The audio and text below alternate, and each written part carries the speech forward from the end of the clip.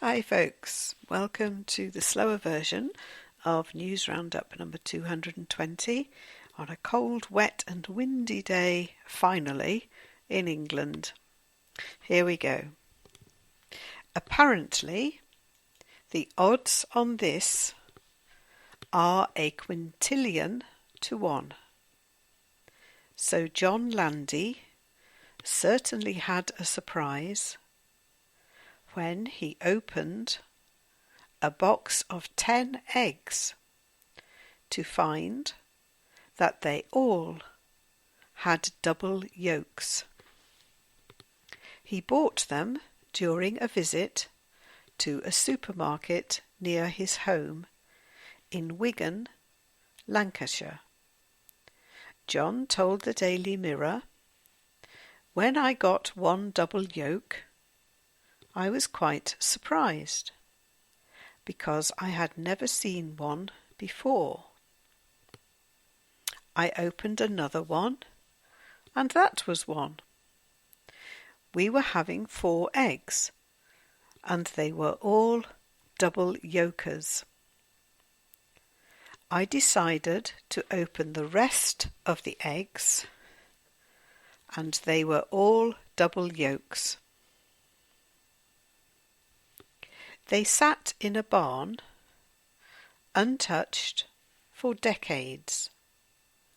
But now, 4 vintage motorcycles and sidecars are to be auctioned in Warrington, Lancashire. According to the Daily Express, the vehicles, which date from the 1920s and 30s, could fetch a combined price of more than £50,000. They are a 1924 AJS Model D combo, a 1930 BSA Sloper combo,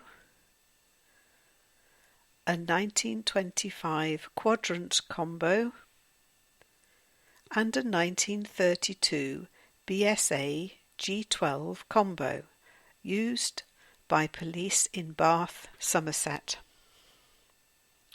Mark Bryan, motorcycle specialist at auctioneer H&H, which is selling the vehicles, said, "I would have been elated to find one of these old sidecars, but to find 4 was astonishing.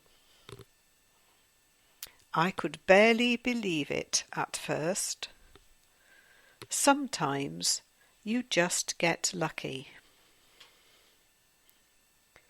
The Daily Mirror informs us that a database is being built of strange carvings known as witches' marks. Members of the public are being asked to share details and photos of any ritual protection symbols they come across, which can be found in medieval houses and historic places like the Tower of London. The markings are mainly from 1550 to 1750, when there was widespread belief in witchcraft and the supernatural. Duncan Wilson, Chief Executive of Historic England, the government's heritage agency, said, "Witches' marks are a physical reminder of how our ancestors saw the world." The Guardian reports that around 400 paintings, sculptures, design objects, and other items by artists such as Damien Hirst and Jean-Michel Basquiat, which were owned by the singer David Bowie, and which are due to be sold by Sotheby's, are to go on public display for 10 days, including one all-night session. There will also be talks from people who knew the late singer, including playwright Enda Walsh and novelist William Boyd. Simon Hucker, Sotheby's senior specialist in modern and post-war British art, said Bowie was drawn to artists with whom he had a connection, often outsiders trying to break with the past. Student Catherine Reed's first ever visit to a bingo hall ended with her winning a £16,000 car, even though she can't drive. The Daily Mirror says that 20-year-old Catherine was handed the keys to a brand new Volkswagen Beetle after hitting the jackpot on her first session. The University of Southampton student was visiting a friend in Cardiff when they decided to go for a round of bingo. Catherine said, "I thought bingo was going to be boring, but it was really rowdy. We'd spent a few hours drinking and having a laugh, because we hadn't even been close to winning anything the whole night. Then suddenly, on the last game, my numbers started coming up, one by one. I shouted, 'Full house!'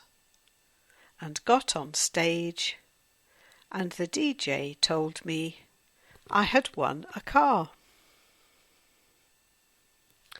A British dairy farm has become the first in the world to employ a robot to rotate its award-winning cheddar cheese, reports the Daily Express. The machine at Westcombe Dairy in Shepton Mallet, Somerset, upends 5,000 wheels of cheddar, stacked 12 shelves high, picking up each lump before brushing off excess mould and turning them over. It has been called Tina the Turner, and dairy owner Tom Carver said, "Turning cheese is an incredibly mundane job, and you don't come across too many people who aspire to be a cheese turner."